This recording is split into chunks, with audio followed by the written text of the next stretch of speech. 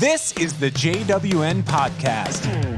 On today's episode, we have Katie Thompson. I'm super excited about this. This conversation is just unbelievable. Katie's an independent artist. She's an author, creative consultant, and public speaker. As a disabled mother of two, she's also the wife and partner to master woodworker and furniture maker Joseph Thompson. More recently, she's emerged as a fundraiser and advocate here in Charleston, South Carolina. I think she's a superhero, and I think after listening to this conversation, you'll think so as well. Please welcome Katie Thompson. Bring up my notes. This is interesting because, I mean, I know that you do a lot of stuff, but then when I try to pull up your bio information from your website, I'm like, oh my gosh. I totally forgot that you wrote a children's book series. And I was like, oh yeah, I have that book. I gave that to my niece. Or I had that book, I should say. So I'm interviewing Katie Thompson, who I met you when you were writing for The Digital, I believe. Yes, you know me from way back. Yeah, so I was taking photos, and you were writing. So I knew you as a writer. Yes. And then over time it progressed. You married Joseph Thompson, right? Yeah. And he's a woodworker, so you got heavily involved with him. Yeah. And I know I had come to take some pictures of you guys. And then you got into making jewelry out of the scraps from the woodworking. Black Swamp Jewelry. You're right. And then, mind you, this is, how many years ago is this going? This is going back probably, 7, 8 years? I think we're at 10 years now, 10 actually. Years. So, at no point did and I remember we were doing a photo of you were laying down in the shavings, and I was getting a close-up of your face covered in shavings, which I love that photo. It's really fun. Me too. And that was the only time you were having a little bit of trouble getting down and up. And I had no idea. You never kind of made it clear, or I shouldn't say clear, that's not fair. It just never came up that you were dealing with some disabilities. Right. So you have done a lot of things through your life while you're in immense pain. Yeah. And now you have children. Mm-hmm. And I'll save the exciting thing that you've done recently for a little bit later, but let's just say you're a hero in your own right. Oh, you've managed to do some amazing things for other people, despite anything that would probably keep most people from doing much of anything. So let's get started. That's quite the intro. Woo. I know. This, and I literally could go on for 10 minutes of me just talking about you, but let's let you talk about you. Tell me about where you grew up, because there's a lot. It's funny. You get to know people through whatever walks of life, and there's some people I consider very close friends that I don't know really anything about what made them into what they are now. So tell me about growing up. Where'd you grow up? Right. Well, I think I was just born to be in the healthcare system, whether I liked it or not. Definitely raised by two parents that worked in healthcare, and my father worked in healthcare. He still works in healthcare administration. So I was born and spent most of my childhood actually in Texas, in different places in Texas. And outside of Dallas, Fort Worth is a little town called Granbury, Texas. And that is where I consider my home, where I spent probably the most formative years of my childhood. And then my father's work brought him to a little town called Lawrence, South Carolina, when I was, I think, 11 or 12. And I've pretty much been here ever since. And see, I never knew you were a Texas girl. Yeah. You do not Yeah. have the Texas. You don't carry that. There's a pride that people from Texas carry about Texas. And I've never heard you kind of like you're a person of many mysteries. I don't know if that's I'm fair to say. multifaceted. Yes. You're not, you do not fall into any kind of box as a human being. Wow. Yeah. So, okay. You came to Texas, you came from Texas, South Carolina, small town. Where'd you go to, what age was that when you were, Well, that was like fifth grade. So right before middle school. And that was a really tough time for me. Dude, and I went imagine. from, I went from the, like, you think of Texas and Dallas and like everything's bigger. It is so true. And I love Texas, but it was a very, I only remember there being one Black family in the community. If that just kind of tells you, it was predominantly white. So going from a very conservative, all white type of area to just as conservative in different ways, but also, heavily Black area in the upstate of South Carolina. And at this time there was, a KKK museum there. It was like still like racism, like, if people ever wonder if it's still around, I just always encourage them to come to my hometown because, and it was thriving there. And it was like such a shock for me. And it taught me so much at a young age. And I struggled in public school and ended up going to a private school that it started out as an orphanage back in the 1800s and became a home and school for children. And I was a day student there and graduated from high school there. And the relationships that I made there, the people that mentored me there, the experiences that I had just showed me like, wow, I'm very privileged at a very young age. And I feel like I was just kind of given this understanding of how life works, unfortunately or fortunately, however you want to look at it, at a young age. And after high school, of course, that's when I went to college. And that was when I started having health issues. The high school I went to was called Thornwell High School. And I literally went across the street to Presbyterian College for my first 2 years. And while I was there, actually my freshman year, I was like working out one day on the elliptical machine. I was a big time athlete, had, tried out for the softball team there, had played multiple sports all my life, all growing up.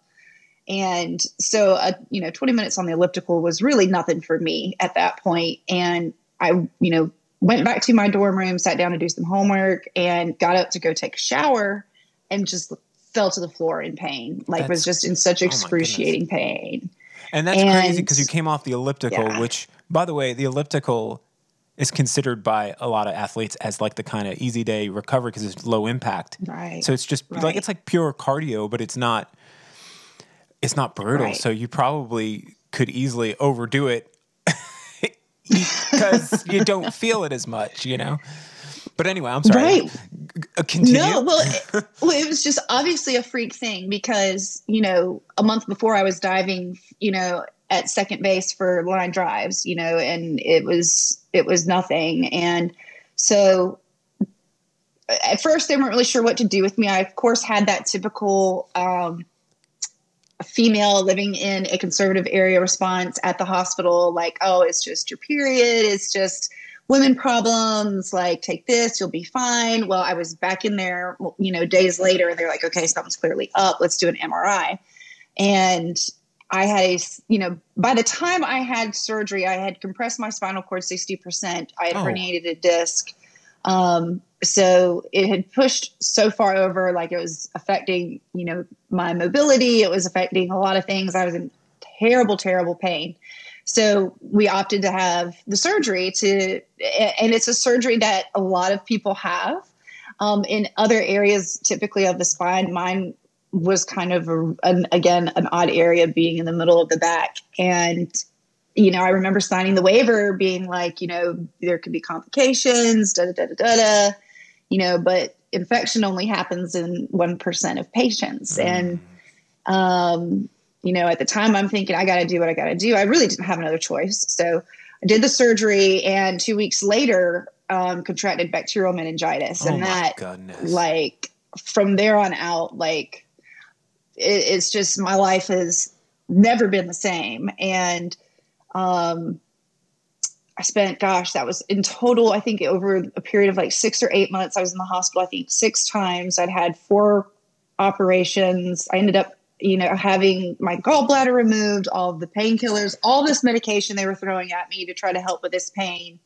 and try to get this inflammation down, because, the meningitis causes inflammation around your brain and spinal cord. And the only thing I can describe it as is like being on fire from the inside out. I don't remember a whole lot, but what I do, like, I'm glad I don't remember a whole lot. So, very traumatic, traumatic at a young age. You went from athlete to now you're like you're a patient, like you're right. It's one thing when you're an athlete and you injure yourself and you recover and you turn the recovery into almost a sport, but this is no longer a sport. This is like your life now that you're maintaining and dealing with this. Right. And me being so bullheaded, this all started in January of 2005. And by July, I was back at school. I pushed myself to go back to college, like back living on campus, and God bless younger me. Like, I don't know if I would have ever gone back had I not pushed myself that hard. What were you going to school for before this started? What was your major? So I was still kind of general at this point. I was still kind of figuring things out. Liberal arts. Writing had always been my big thing. I had, been writing since I was a child, writing poetry, wrote for newspapers in high school. And so when I went to Presbyterian, I wasn't really sure what I wanted to do, but I spent another year there after I got sick, and figured out, I'm not sure I want to go into history and academia. I'm not sure I want to do this. I was like, communications sounds like me, sounds like talking to people, sounds like making things. I love to do. I did do a little bit of theater in high school and kind of growing up. I always did a lot of public speaking and stuff in school. So I just thought, hey, that sounds like something I'd be interested in. Well, Presbyterian College didn't have that. So I decided my sophomore year, I guess at this point, to go down to Charleston for a summer. And I just never left. I just went and stayed. Lucky us. And I say that seriously. That wasn't a joke. That was serious. Yes. Lucky us. So, and so that's how I ended up in Charleston and at the College of Charleston. And I guess from there, I kind of lived my life. I was still really young. So I actually recovered pretty well those first couple of years. You wouldn't have been able to tell anything was going on. I did not know when I first met you. No idea that you were struggling with anything. Well, and I had an additional spinal fusion, pretty major surgery. I think it was like 4 years after that initial injury and infection. So part of the reason why I also chose Charleston is because MUSC is down there, and they just have a fabulous neurosurgery department. Like I don't know if I would be here. I definitely wouldn't be living the life that I live if it weren't for them and the care they've given me since this has all happened. Mm-hmm. And this didn't all happen down there, but part of the reason why I moved to Charleston was because I ended up down there and it just felt right. And I remember, they have this like old it's this old like building. I don't even know how to describe it. It's just like, it's very brutalist, and it's called Rutledge Tower. And it's just like very harsh on the outside, not what you would think of in typical Charleston. Uh-huh. You've got these pretty pink houses and all this historical stuff and lots of wood. And so then you've got this like block. And I just remember going up to the 9th floor to, my first follow-up and looking out the window and being like, yeah, I want to be here. I had like 360-degree views of the harbor. And I was like, okay, I see why people can work in this den. So, I mean, Charleston is just, it's changed me in so many ways, you know, as far as my health, being near good health care, having access to that. Going to the College of Charleston was so formative for me. I also have worked with a number of organizations down there, and Charleston, there's just no other place like it in the world. And I know it's hard. I know some people have a real love-hate relationship with the city, but I just think it just goes with anything. Like, you love it for what it is, but nothing is perfect. And well, you have to. You can't. Yeah, you can't take the good without the bad. So, right. One of the organizations that you've started was the Women of Woodworking. So, let's go around about to get there. How did you meet? How did you meet your current partner? Hopefully, your permanent partner. Try not to he is my husband. He's going to be around for a while. Yeah, he better be. He's an awesome guy. How did you meet him? Well, while I was at College of Charleston, I started working for the City of Charleston Office of Cultural Affairs and became an assistant manager for the Charleston Farmers Market that is in Marion Square every Saturday. And talk about, you know, total rom-com setup. Joseph, my husband, became a vendor. He was this woodworker, furniture maker. And, you know, I remember my boss telling me, like, you need to meet him. He's so cute. He's so talented. And I was like, yeah. And, you know, me being, I think I was like 22, 23 at the time, thinking I'm, you know, hot stuff, like walk into his booth and just try to start chatting with him and whatever. And I forget, like, I was technically like the man at that point. You know, I was helped running the show. So I know, like, I wasn't trying to come in and bust him for anything or collect rent or something. But he was just like so quiet. And I was like, oh, wow. Like, he's not giving me a whole lot back. Like, here, like, all right, I'm just going to be nice and kind of, you know, slowly back away. I don't want to, like, you know, offend anyone. So I honestly thought he didn't like me at first. He was just so quiet. And I'm so outgoing and energetic. It was really kind of like, okay, like polar, you know, rejection there. So a few weeks later, you know, I actually had started seeing somebody else, but a few weeks later Joseph had spoken with some mutual friends who then let me know that he was actually interested in me. And so we spent some time kind of getting to know one another. And, that was when I was graduating from the College of Charleston and starting to work for the Digitel, which is where you met me at. So about that same time, Joseph and I started working together.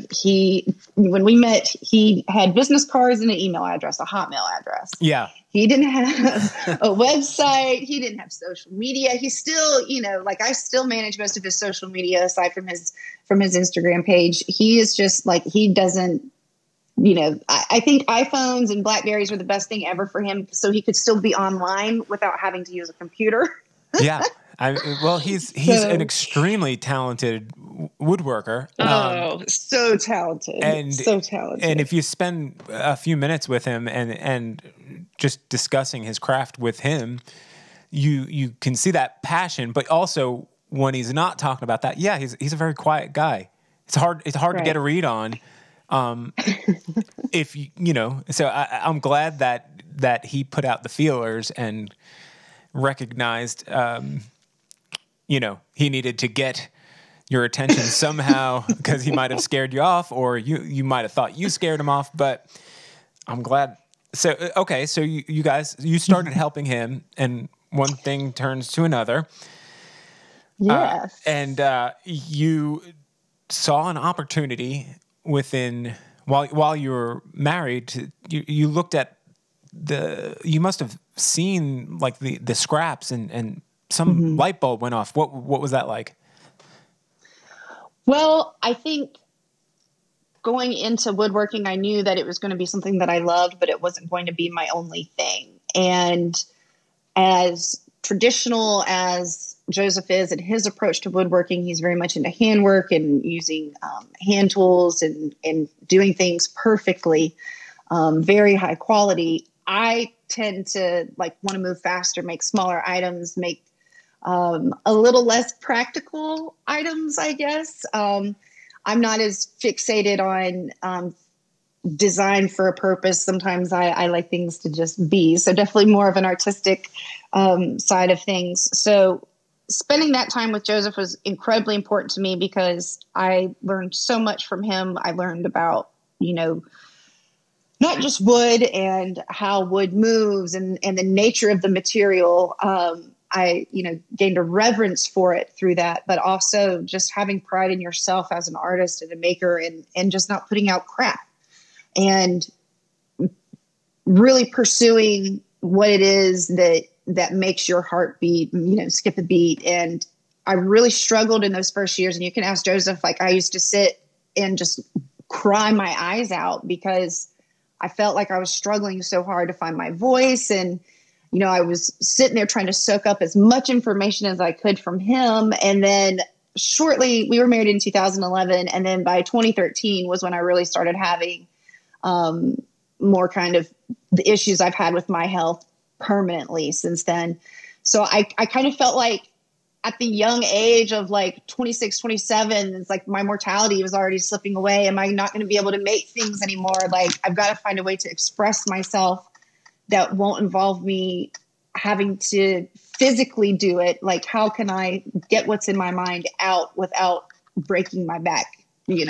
Oh yeah. Pun intended. It's the woodworking itself is super physical. Like it is. Yeah.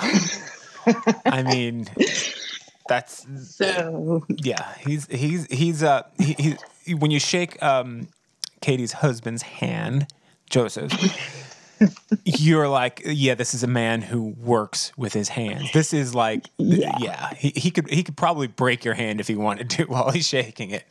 Oh, absolutely. He's burly. Yeah. So, finding that balance and like, Joseph is 7-8 years older than I am. So he had already had time to kind of go off.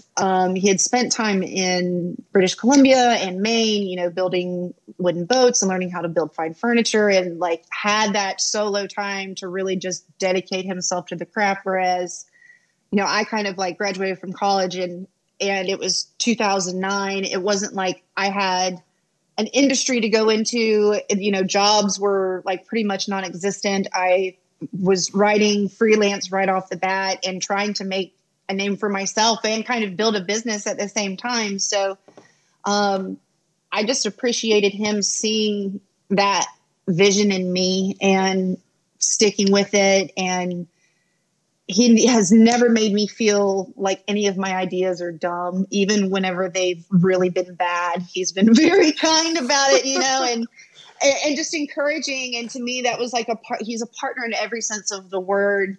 And it's just, he's irreplaceable, and what we've built together is irreplaceable. And just the way that he goes above and beyond for me professionally and personally. I feel so lucky, so very, very lucky. But I can guarantee he feels the same way, by the way. I can guarantee he feels the same way. I hope so. So you started at some point making jewelry out of this. Yes. Okay. So. Yes. So, I guess about the same time my health started going down, I was like, all right, I got to move to smaller stuff. And I wanted to do my thing as well. It was a big thing to always be kind of shoved under him, even though my name was listed as a partner, in shows and exhibitions and stuff. I was always kind of seen as the assistant, or, oh, do you help your husband? Do you help him? Do you cook dinner for him? And, I was like, all right, I gotta get something that's clearly me, and again, figure out my own voice. So seeing these scraps and still having such a love and a passion for wood and woodworking, started making jewelry. And took it around the Southeast, really, and even as far as Chicago, going to different trade shows and trying to build up a retail business. And it was a lot of fun, and I really enjoyed it. However, it just didn't quite sing to me the way I needed it to after a while. I got more interested in doing more intricate one-off pieces than getting into like production. Yeah. Okay, let's see how many cufflinks I can crank out type of thing. Again, that artist in me jumped out. And I also, this is about the time I started really trying to get back into writing and started the Women of Woodworking project. So I started that in 2015, just basically having been a woman in the woodworking field, gosh, for like 5 years at that point, still not seeing nearly enough representation for women and other minorities in the field. Decided to start an essay series, just interviewing different woodworkers, different women from all around the world. And it's, gosh, now 5 years now, and it's been paused and revived a couple of times. The thing that's been the most wonderful about the project is the community has continued to thrive, like regardless of how many stories I've posted or pictures. Is like the conversation is still ongoing and growing. And some of the people I featured at the beginning now have gone on to establish their own organization and do other amazing things for other people in the field. And so it's been a great experience. It's been completely volunteer for me. I think I've made 9 cents on Medium off of the whole project at this point, but it has brought me so much self-satisfaction just as a writer, but also networking as far as an artist. I've since started teaching marketing classes specifically for makers, artists, woodworkers. I now coach other artists and designers that are, hitting a creative block or looking to make moves in their creative career. I really just found a way to kind of use my head, use my words, and kind of talk about things. And I feel like I'm kind of rambling, but no, woodworking, you have to understand. It's a very isolating craft. So I think connecting people is important. I think most creative people. So at a young age, music was like my thing, my late teenage years, early 20s. That's how I met my wife and whatnot. But it was 100% of my effort went into writing, recording, and performing the music that we were making as a band. The other skills that went around that, promotion, anything marketing was, no, that's the devil. You don't market your artwork. You know what I'm saying? Like being able to write about it or talk about it or just the communication aspect of it. It was not a skill that I had. I couldn't fathom like how you could do both. So for you to have those skills already in your pocket as you're exploring these other artistic interests, it gives you have this immense value to share with other artisans, because I can guarantee your husband's a great example of this. He doesn't know anything about how to sell his work other than through a meritocracy, which unfortunately doesn't always pan out. Like meritocracy is great. Like, hey, this person's super talented. He should rise to the top, or she should rise to the top. But that doesn't always work. You don't always get found, even if you're the greatest woodworker in the world. You need a voice out there to shout out and say, hey, look at this.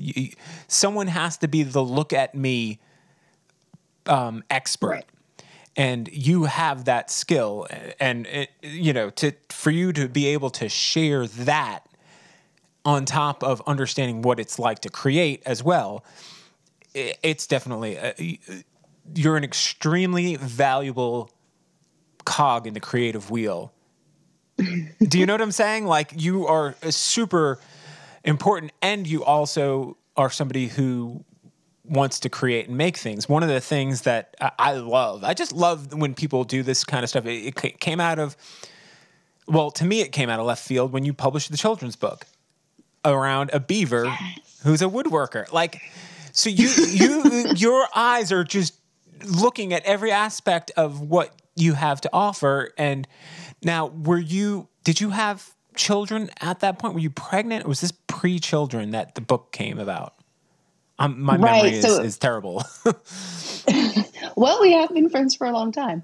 It was always my personal career goal to publish a children's book. It was something I just always grew up that's one of my goals as a writer that I want to do. And this was about the time I had become pregnant with our son. And this was also a reason why I think I shifted away from doing jewelry and things like that.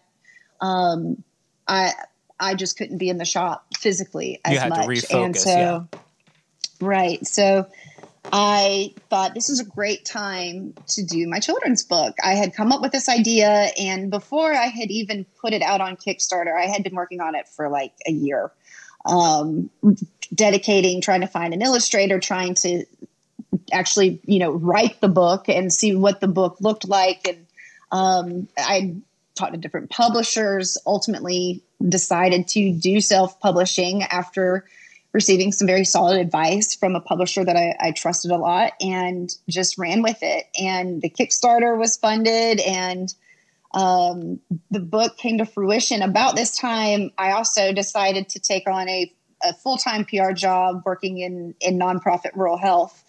And so I would go to my day job and do PR, 9 to 5 all day. And then I'd come home, kind of handle my freelance work, doing different writing things for different clients. And then I would work on my book until 11 o'clock or midnight. And I was goodness. 7 and 8 months pregnant. So it was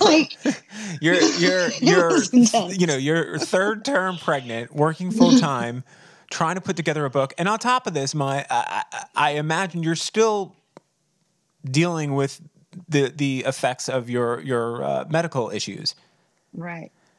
So it was an intense time, but it all perfectly came to fruition. The day we brought our son home, I got the first proof copy of the book in the mail. Wow. And I was like, this was meant to be. And so that was the first children's book project that I had. I've worked on a second one since then, with actually a dear friend and now retired psychologist, Valerie Holmstrom. She had this wonderful idea to create a character around a rescue dog, and using that story as a metaphor for trauma and abuse, to help children understand the process of it and kind of begin recovery, and, for her patients. And it's also become, curriculum in some violence education and compassion education, violence prevention programs, here in South Carolina. So that was my first as editor, and that was just as special to me in a totally different way, but it was still so personal to my heart. Working with Dr. Holmstrom was just amazing. And then going to high school where I did, and having friends that grew up in tough situations, and being able to go back and hand them this book was a pretty special moment for me. Just being able to give that back and make one less kid feel alone. And, there's a lot of kids out there going through a lot of hard times, especially right now. And I'm incredibly worried for the youth of our world, and especially America. Oh, yeah. I mean, childhood disrupted, and what are the effects going to be of that? So it's very timely that we actually self-published that book last year. So that was the second children's book I've worked on, and I don't know if I'm going to work on another one. I've got some ideas floating around, but I don't think you have the ability to say yes or no to anything, as far as you might find yourself learning how to pilot an airplane tomorrow, and I would not be shocked. I'm just getting into flight school, and I'm gonna, write a book about flying and women in flying, because I feel like they're underrepresented. And well, let's talk about writing for a hot second. Let's rewind a bit. What got you into writing? What was your inspiration? No, one of my first memories, I remember just like sitting with my parents and like trying to spell out the word car. And I was maybe like 4 or 5 at the time. I just, and especially when we moved to South Carolina, that's when I really got into kind of like short stories and poetry. And I used to write these like horror stories, and my school, I was just a big nerd, and I love to write. I love to read. I'm the oldest of 4. Oh, you're oldest of 4. Okay. Because Yeah. I'm wondering, because the way you're describing it, it sounds like you were very good at entertaining yourself as a child.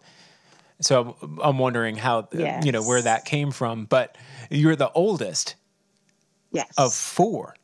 Holy cow. So I imagine you had babysitting duties as well when you were a kid. I did. And where we lived at in Texas, it was early 90s. So it was still a little bit of that different time of being able to throw your kids outside all day and knowing your neighbors are going to take care of them, knowing they're going to be okay. And, 2 of my best friends lived right around the block from me. So it was really, I had a pretty idyllic childhood at that point in time. And then coming to South Carolina, like I just always stayed so busy. I just stayed involved in so many things. I'm just, I drive myself crazy sitting still. If you can't tell. You haven't had the dark, gotten into drugs or drinking or anything like that. I don't think I've ever. Maybe you're hiding something. I don't know, maybe you need to come forward right now. Okay. Oh no, I'm very open about this. Actually, I have dealt with depression, I think, since I was a child, on and off. I can look back and remember having anxiety attacks for no reason going into the classroom in 2nd grade. And it was like a thing. It was like, my parents were worried about me. And at the time, I don't think we really knew what was going on. But now looking back, I'm a big believer in therapy, and I have been in it myself for probably close to a decade now. And I have worked with psychologists and doctors, and it's not a thing. It's really not a thing. And that's the stigma. It's so unfortunate that there is that stigma around mental health. And that's a big part of why I share my story a lot, is like, I don't think you could go through the trauma and be isolated in a hospital room for nearly 6 months off and on without having some sort of depression, some sort of mood disorder afterwards. And I just,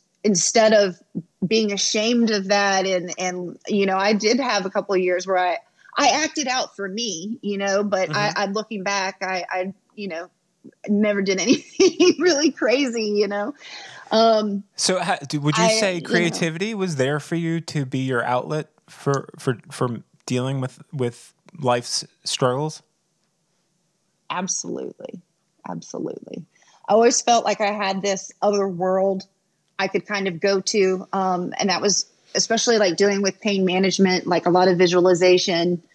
That was something I had just started like doing as a child. And then as this has all happened, and, you go to physical therapists and you go to pain management clinics and they talk to you about this, it's like, man, I've been doing this on my own as an artist for years. Now I just need to put this stuff down. So, especially after my last surgery, it was it was like January 4th, 2009. So I was sitting on the couch in my house on Wentworth Street watching President Obama get inaugurated. And I was like sitting there painting, and I was just like, yeah, I feel like this is it. Like, this is how I want to live my life. This is the direction I want to head in. And seeing, it was just, obviously a time of a lot of hope and a lot of promise. And that was just when I decided, like, I obviously can do the admin, the writing, the business side of things. It's like, I've got to make sure this creative muscle gets flexed too. And that's when I really, I think, remember being like, all right, I'm going to be an artist. Was recovering from that surgery, painting a lot, took a drawing class and a couple of other just community classes. That was also when I interned at Redux. So that was a lot of fun. Redux is for people who don't know, Redux is an art center, I guess you would call it. It's a community building of art space that promotes local artists. It's a fantastic place. So let me ask you a And question. I didn't want to steer it No, too go far off ahead. this, but I wanted to ask you, do you think that there's a correlation with schools not focusing as much on the arts in the last maybe 10 to 20 years and the rise in medicine to treat things like anxiety and depression instead of giving people a healthy outlet? Do you think that there's a correlation there that, like, let's get rid of this now? Oh, look, these kids are having a lot more problems. Let's pump them full of drugs. Do you think that Right. that's a thing? Is there a path to change that? I think we should never make the mistake of assuming that the healthcare system in America is not a business. Right. It is here to make money off of us, and they are going to do whatever they can to make that money. And I say this as someone who has worked in healthcare administration and marketing and still do and love it very much. And there's a lot of really amazing people that work in healthcare. I think the people on the ground are just I don't think people get into incredible. I don't think people get into healthcare thinking, I'm going to be a millionaire. I'm going to get into healthcare. I think they genuinely, right. It's a way to help people and make a living. But Right. the Martin Skrtel, whatever his name is, devil, those are few and far between, those type of people. But I think the majority of health workers are there because they believe in the idea of helping. And giving, but who's making the money? It is the people. It is the big pharma. It is that. And it's really easy for me to sit here and say this from my mouth of privilege, being raised by a healthcare administrator and just knowing kind of what they give up personally as far as like for their family. It's not all whining and dining. I mean, right. When you are committing yourself to working, I feel like in any level of healthcare, whether you're a CNA or a hospital administrator, I mean, you're there because you have, like you said, a passion for helping people. You're not there because you think you're going to get lots of time off and lots of sleep. It's not that kind of job. And so that being said, I'm not trying to completely knock my father's profession, but at the same time, there's all these other ways that people have found to make money off of the health of others. And that's where I think the problem lies.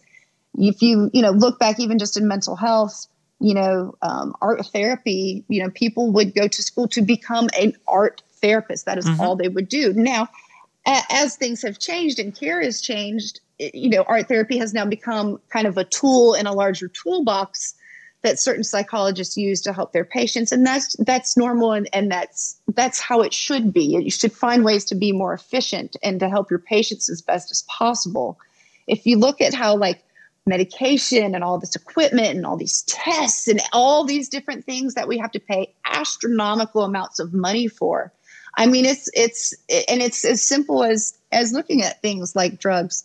You have the generic, you have the name brand, you have whatever brand your, pharmacy is able to get in at that time. I mean, I think there's a direct correlation between especially education and I'm talking about arts education. Can you imagine? And it's weird. It's weird to me that can't get communicated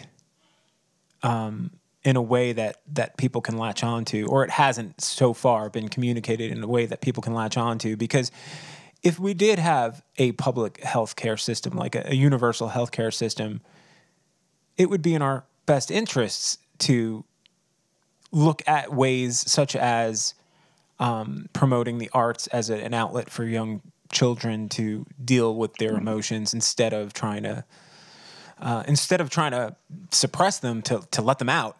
Right. But that's just a tip of the iceberg of the things that we could change in in healthcare to make it work for everyone, be cheaper and be more effective. But it seems like our country struggles with anything that goes against the profitability of a corporation. And it goes all the way down to something like racism which is a good segue into let's put away one of your not laughing at racism. That's not funny. The segue. let's take your cape off of your superhero powers and put on the other superhero cape, but it's probably not one you would want to put on because knowing you as a person, this isn't about you at all. You're not looking for any kind of praise about this.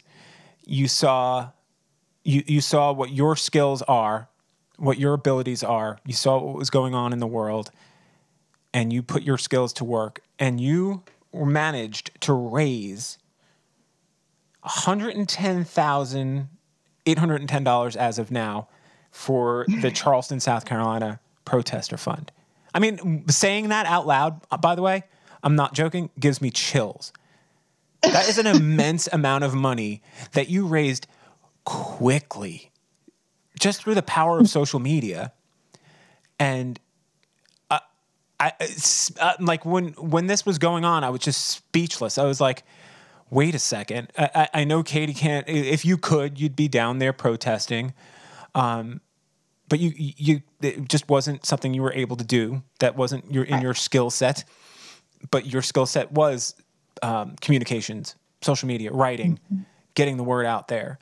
And by golly, you did it. You now tell me, let's just talk about that. Like what the mind, I don't know if I just spoiled the whole story and just told it exactly how it happened, but I don't know. I'm just kind of guessing. Tell me what happened. Tell me the string of events that got you to that point of raising that immense sum. By the way, your goal was 10,000. You destroyed your goal. Just smashed it. Yeah. Well, first I want to say, like, this was not something that I just did on my own. This was the community responding to the community, responding to the Black community of Charleston, responding to the protesters, saying, hey, this is happening. This is our story. So I feel very much like a facilitator and not responsible for the success of it at all. I'm just kind of like here helping things along. But I really do appreciate all of the support that it's gotten. How it kind of started, I just feel like as a white person living in South Carolina for as long as I have, working in the different industries that I have, to me, there's no denying the disparities that exist, whether it's health, education, socioeconomic issues, for the Black community, for Black people in general in South Carolina and beyond. So I have really been supporting the Black Lives Matter protests since they began, I think, back in 2015, around 2014, around that time. And, as my health has done its thing, we've come to this point in time, I realize, I'm not going to be able to go out there and physically protest. I'm, an ambulatory wheelchair user, which doesn't lead to very safe situations in a protest when people are being like tear gassed and having to run away. And also just being in a pandemic, I'm very high risk as it is. So I really haven't left my house for very much. I did get oral surgery last week, but that was like mandatory. So I just knew I couldn't be out there and I wanted to be out there. And I saw the protests that Saturday and saw these people filling the streets. I was so proud of them, filling King Street. And I saw myself out there 10 years ago, when I could still get around pretty well and was cavorting around Charleston, every day like that. I would have been out there, and I saw how things went that Saturday night. And I thought, things are going to be pretty tense coming up here soon. This isn't over by a long shot. There's going to be some stuff going down here. So let's find a way to support these protesters. And we're seeing all these bail funds pop up in other cities and national bail funds. And I was just on Twitter, and everybody knows that I do advocacy work. And so I just put out there, I said, hey, is there a bail fund? And got to looking around. Me and a couple couple folks, didn't see anything in Charleston at that time. So I said, okay, these people are, I like literally had people trying to give me money. Once I asked, where's the bail fund at? They just assumed I had it. So I thought, all right, I know what I'm doing. I can handle this. I'll get this set up and hand it over to whoever the organizer, whoever it is that they want to take over this in the morning. And so I set it up. We raised some money. And then, of course, first thing in the morning, this incredibly talented young organizer calls me, and I, tell him what's going on. And he just like immediately becomes family. And I knew that it was the right thing to do. And I offered, I said, I've set this up to give to y'all. This is for y'all. And he said, well, actually, it would help us out a lot more if you could kind of help us from afar, if you could manage this. And they're on the ground trying to handle all these things. People are being arrested. People were in jail, not able to get out, trying to find lawyers, all that stuff. Spending nights at the jail in the middle of a pandemic while there's a known outbreak at the Al Cannon Detention Center. So, I mean, these people are out there literally risking their lives. How could I say no to that? And it was something I fully believed in and felt like it was kind of my duty at that point. I had been asked to, and this is what I could do. And I just kind of say, like, it's their story, it's their voice, it's them, it's the people, it's the Black community. I'm just turning the microphone up. I'm just turning up the volume, but it's their story that's bringing in the support. It's their story that's making real change. And it's been, about a month now. So we had that bad Saturday night. That next Sunday. That Sunday was honestly, the Sunday was more alarming to me than the Saturday. Saturday night felt like scary. It was upsetting. I had a lot of mixed emotions. I was there during the day. I was marching with my daughter. And it was, it was what you would expect. There was some tense moments. And then it carried on throughout the evening. And yeah, it was very scary. It took a turn, but it took a turn where you should have just known it was going to happen because you were warned. And when I say you, I mean the world. You can listen to hip hop music dating back to the 90s and so far back as the 80s, explaining like, hey, the peaceful protesting is going to get to a point where it's not working anymore, and this shit is going to get violent. It's going to get violent. And we've had this long period of mostly peaceful protests ever since, since the late 60s. And it's kind of, we're at a turning point right now. We're at a turning point right now where people are just not going to take it anymore. Things have to change. And let's be honest, things are changing. But somebody like you comes along, you understand your privilege, you have skills that you can contribute, and you're not doing it for any personal glory. You're not getting anything out of this. I know it sounds like we're talking about you right now and what you've done, and we're celebrating that to a certain degree, but it really isn't about you.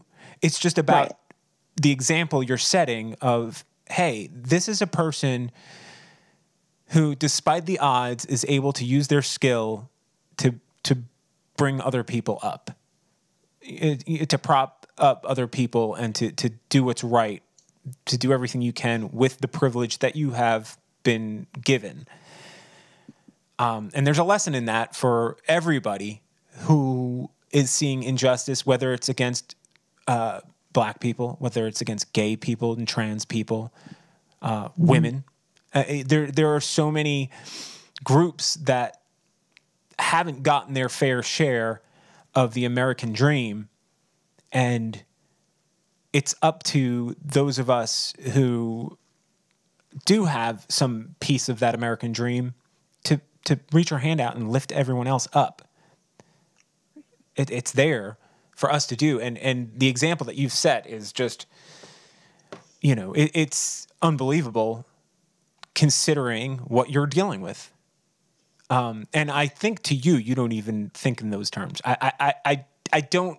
I've never. You know what I'm saying? Like I don't think you're like, well, you know, you just know what you knew what to do, and you did it, which is amazing. Yeah, I mean, I guess, again, like I grew up kind of always when I saw something not right, I was always the one to kind of speak up. That was one thing my friends from high school said, is like, you're never afraid to say what everybody else is thinking. You're not necessarily wrong, but you're going to say what everybody else is afraid to say. And, it's gotten me in trouble a time or two. It's probably a good thing I went into PR to kind of tame that down a little bit.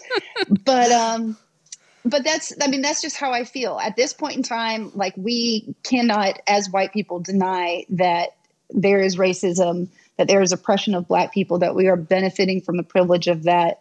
That's, to me, it's, it's a moral issue at this point. It's not an opinion. It's not, all lives matter. It's, hey, there are people dying. Yeah. There are people dying, and they have been dying for 400 years, and it's past time. It's all I can say is it's past time. Yeah. And we have as a country come a long way.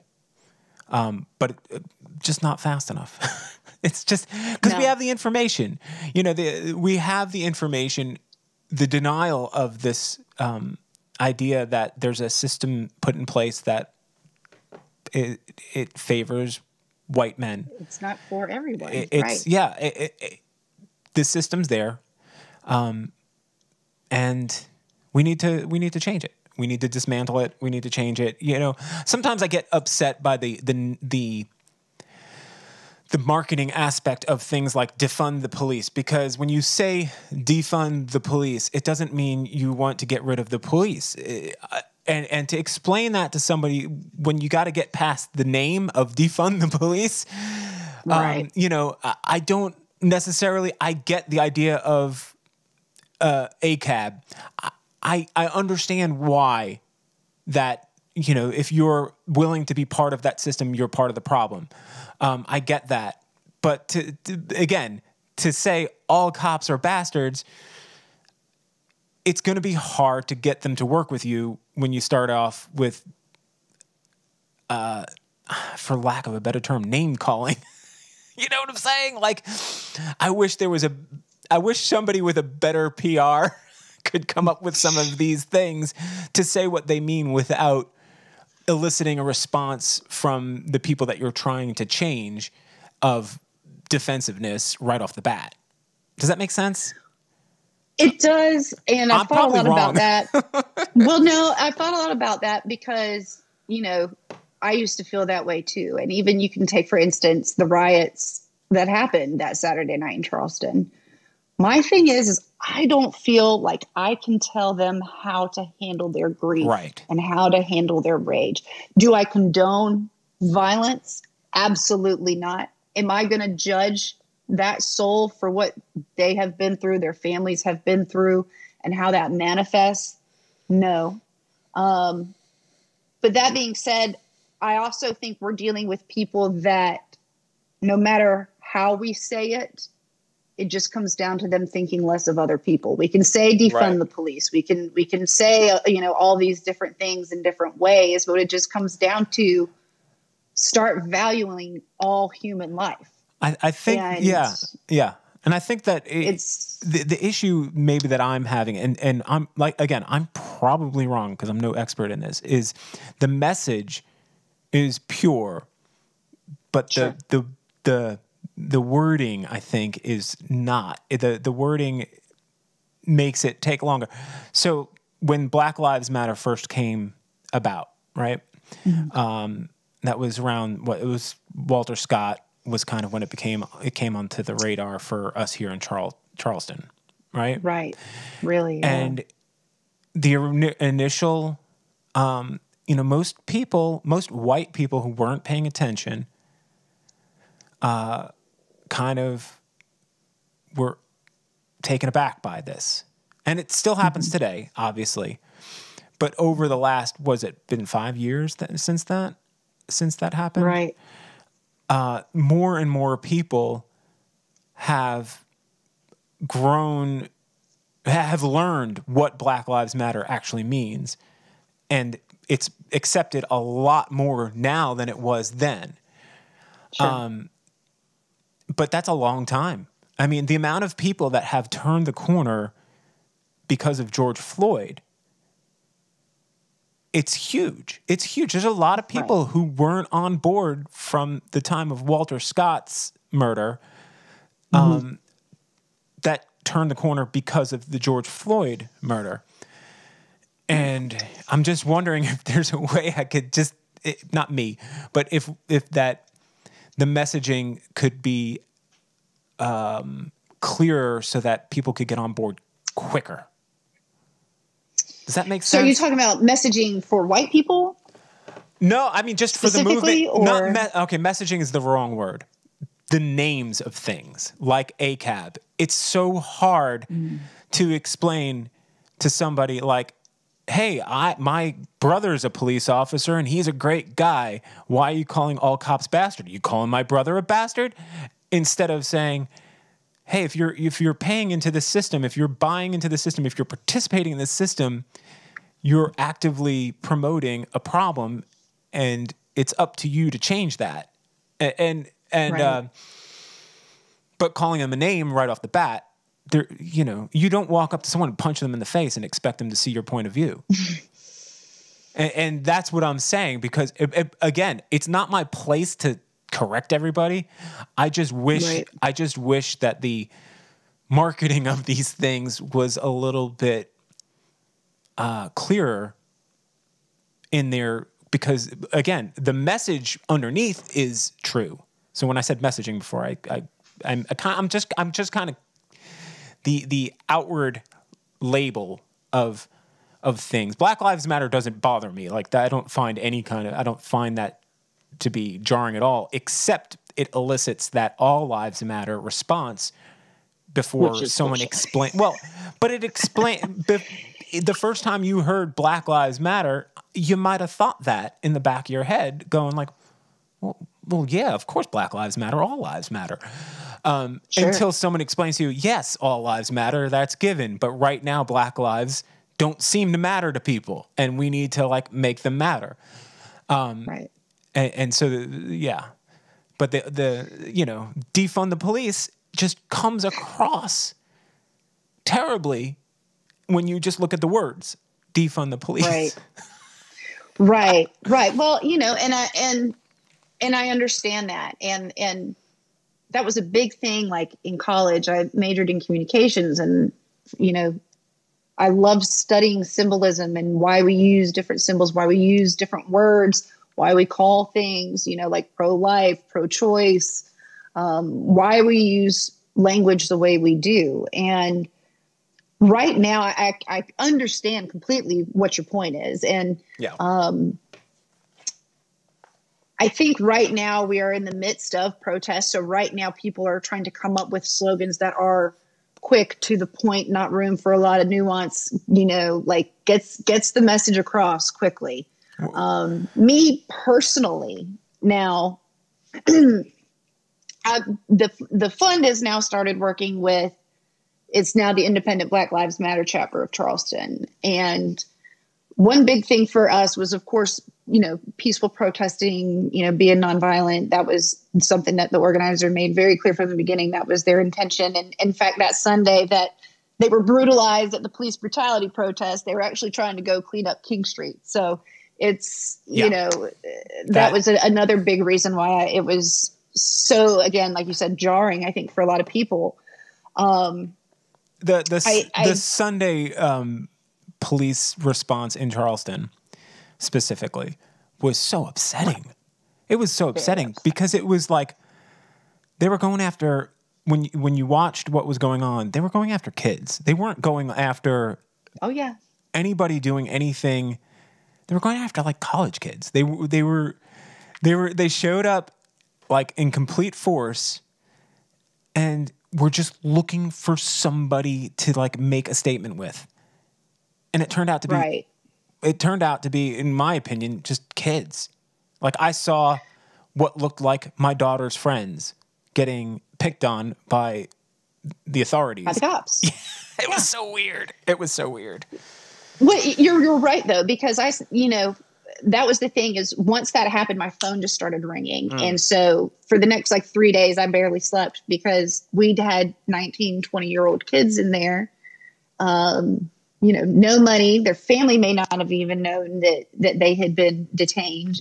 Again, we're in the middle of a pandemic and there's an outbreak at the detention center, and that was the big reason why I started this fund. I saw these kids out there and I thought, how many times did I mess up and I wasn't beaten and tear gassed and done all this, how many times was I given a warning or let go on my way or whatever? It's just not right. And that was what was so disturbing about that evening is you can see the mug shots coming in and people coming in and the majority of, I think that we ended up bailing out a dozen or so protesters from that night. The majority of them were 19 and 20 years old. Yeah. It was gross. It was honestly gross. If anybody watched what was going on and just took a step back from whatever their political beliefs, it was a weird, let's make an example out of these kids. It was so Yeah, it was very unsettling and that made me it even validated even further. I had started that fund the night before and I'd questioned, did I do the right thing? Am I overstepping my bounds here?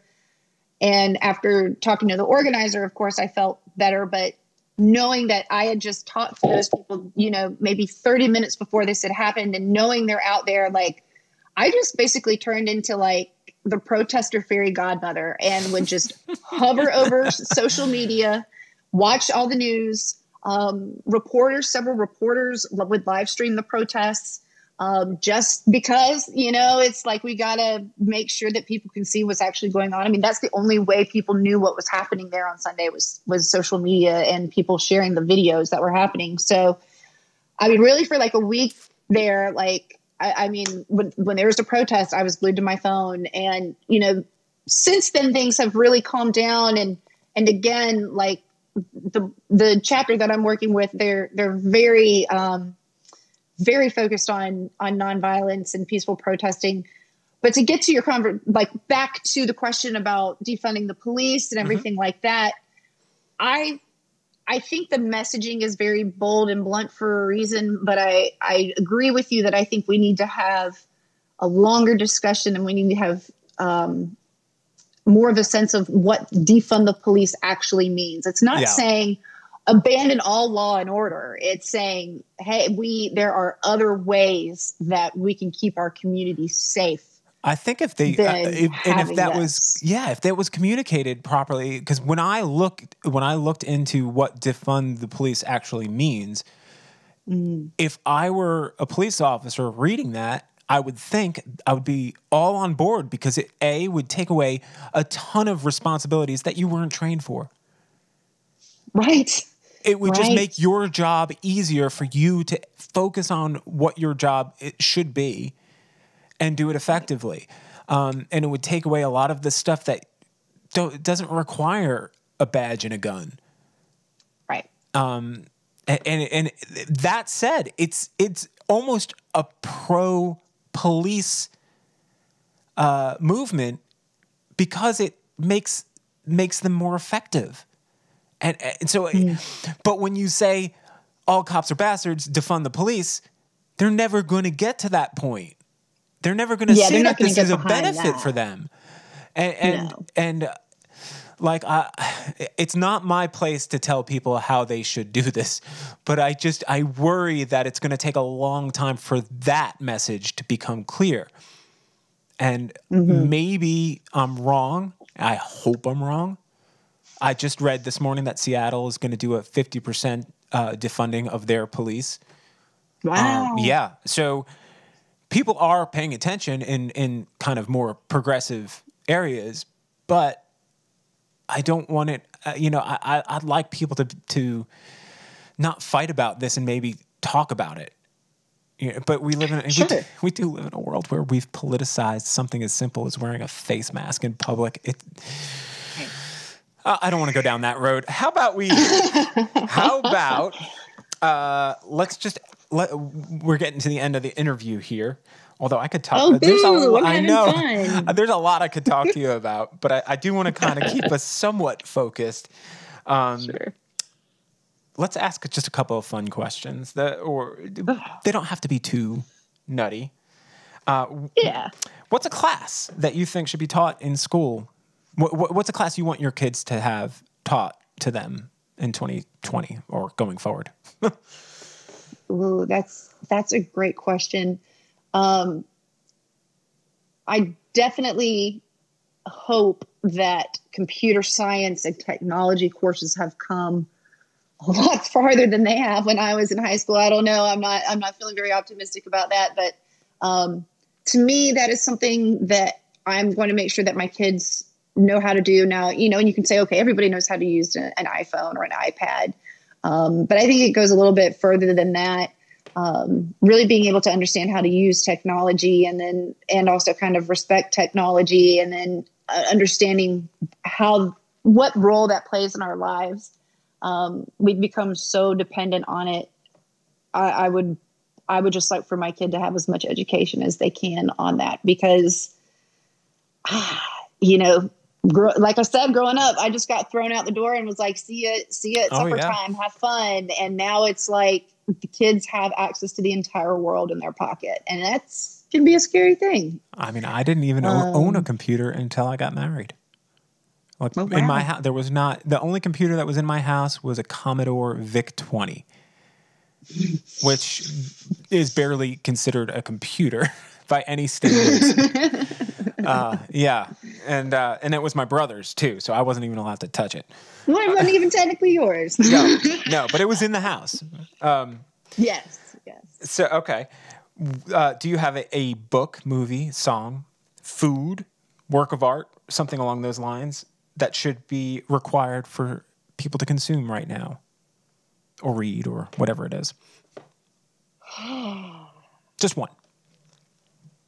I can't pick just one, but Kurt Vonnegut really, discovering him in college just really kind of like helped open up that part of my brain that was like, oh, you don't have to do things the way everybody else does them. You can be your own person and don't have to kind of like follow the crowd. So I would like for everyone to read Kurt Vonnegut right now. Went right to my heart. If you could see, if I turn my head just 15 degrees to the right, you would see my Kurt Vonnegut library.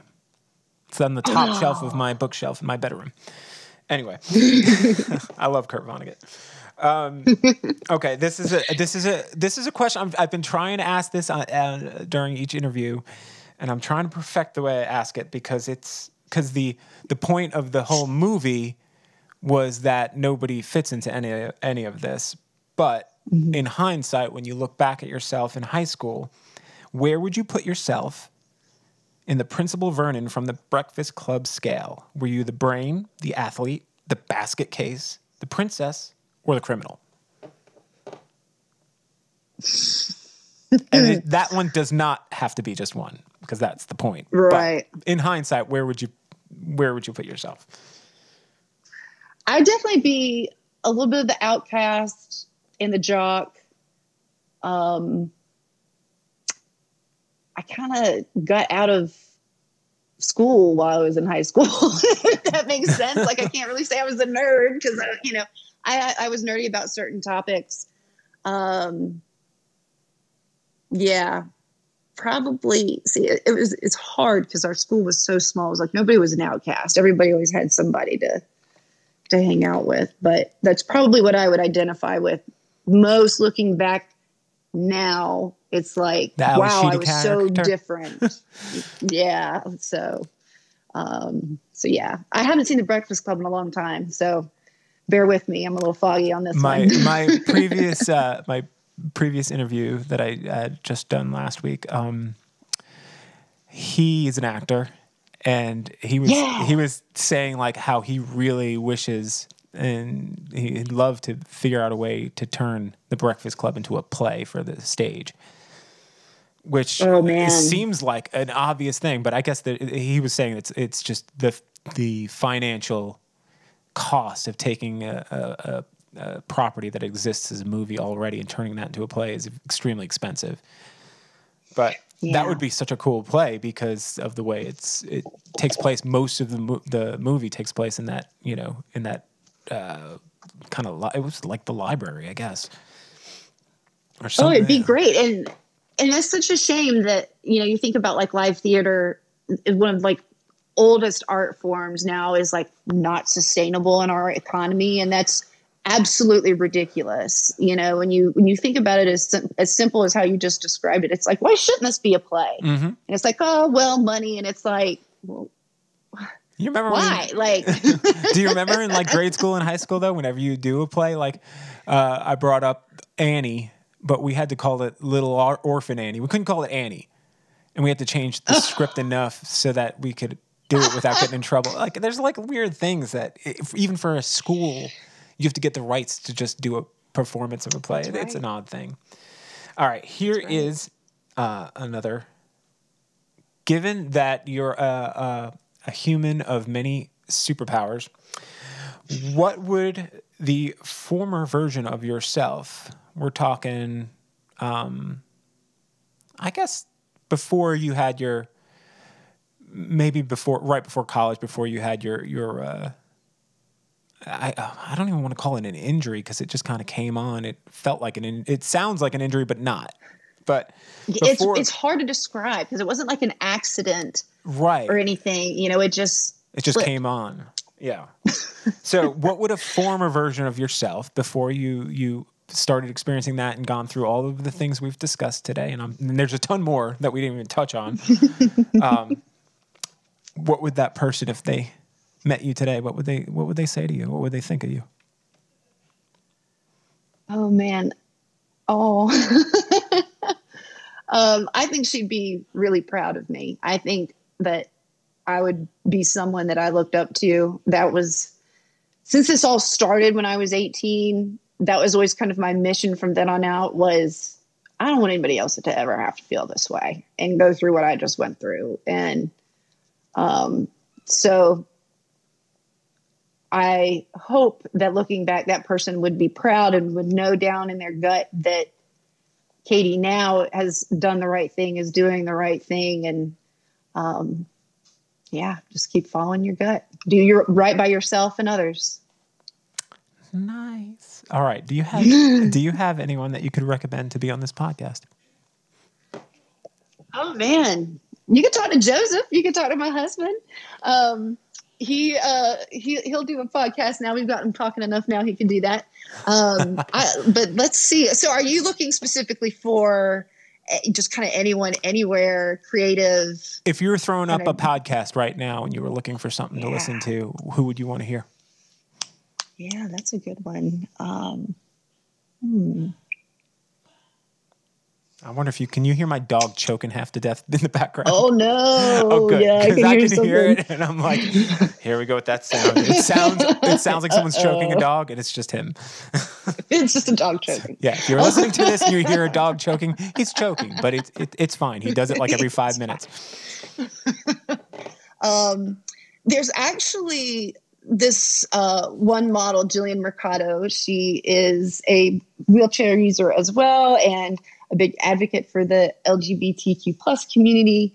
I have just really enjoyed hearing her perspective and just how determined she is and kind of her journey of, she kind of boldly went into fashion, being a lifelong wheelchair user, just kind of carving her own space in the industry. So hearing anything from her would be super awesome. I'm trying to think of, there's like a ton of people that is like, I'm on the spot, of course. That's okay. I think that's an excellent recommendation right there. Yeah, she's great. All right. So tell everybody where they can find you. And I don't mean your address. You could find me at 1313 Mockingbird. No. So my website is ktthompson.com. On most of the social media pages, such as Instagram and Twitter, my handle is at KTKOZAR, at KTKozar. Couldn't drop my maiden name. I'm just, some people still just call me Kozar, and I just respond, you know. That is okay. So you can find me on there, and yeah, that's about the only place you can find me right now because I'm not leaving my house. Safely socially distance on social networking.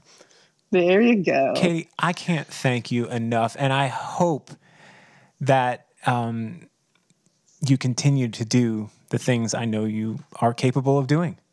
Just keep wowing us, keep impressing us with creativity, writing thoughtful essays, and putting out children's books, and yeah, and I imagine your children will grow up to be amazing people themselves.